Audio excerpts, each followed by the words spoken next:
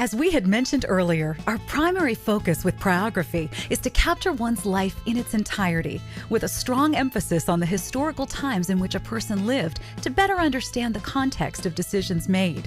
The following historical segment dramatically sets up the environment and mood of our country as Lou Mattsick makes tough decisions. 1967, protests had erupted at a number of colleges and universities. In late October, tens of thousands of demonstrators came to the Pentagon calling for an end to the war.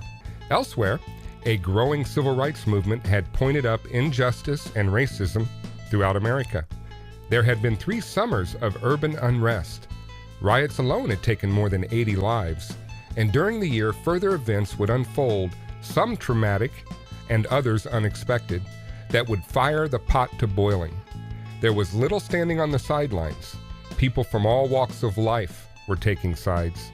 In larger society, a counterculture in music, fashion, values, and all of this, from Vietnam battle scenes to federal troops patrolling U.S. cities, was seen on television as never before. Society seemed to be losing its mooring. With the looming draft, college deferments, and others seeking asylum in Canada, Lou Mattsick would soon recognize the value of his optimism as an asset. I was going to college. I went to Slippery Rock and I didn't make it. I had a different major. I had a beer and girl major, and I didn't do well in college. So I managed about 3 years, and then they suspended me. I left there, and then I didn't. It was right in the middle of 1968. I had time to lose your deferment, and so I enlisted in the Army. I wanted to be. I wanted to be a success. I wanted to do something right for once. So I saw the Army, the military, as a way out. That was, to me, was an opportunity. Instead of like so many young people today, they view the military as, oh boy, what if I had to go to the Army? What if I had to do that? I couldn't. But I don't see why I don't see it as a great opportunity. Now there's risks involved, but I thought I'll enlist. I'll get what I want to do, and I'll be. I'll make the best of it. That's, when I went to Vietnam, I think a lot of the guys were pessimistic. They were gloomy. They had an attitude that they weren't coming back. That why bother? Why be involved? Why try? Just do what you had to do to get by.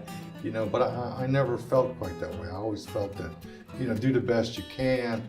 I was an English major when I first went to college. They jammed all this stuff down my brain. I read hundreds of pages a night. I had to memorize poetry, memorize this and that. I remember one quote that didn't even come from one of my books. And this is another thing. It says, nowadays, most people die of a creeping common sense and discover when it's too late, the only things one never regrets are one's mistakes. Now that's a heavy statement because Oscar Wilde.